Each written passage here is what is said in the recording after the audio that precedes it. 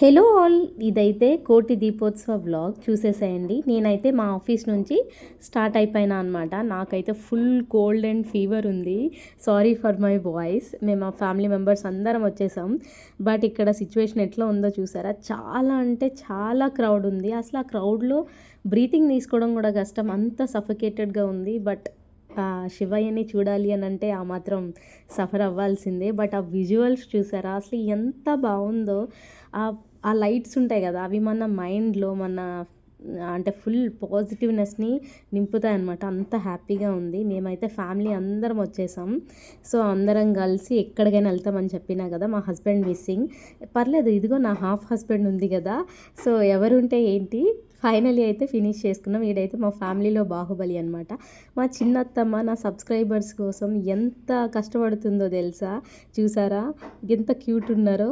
please subscribe to my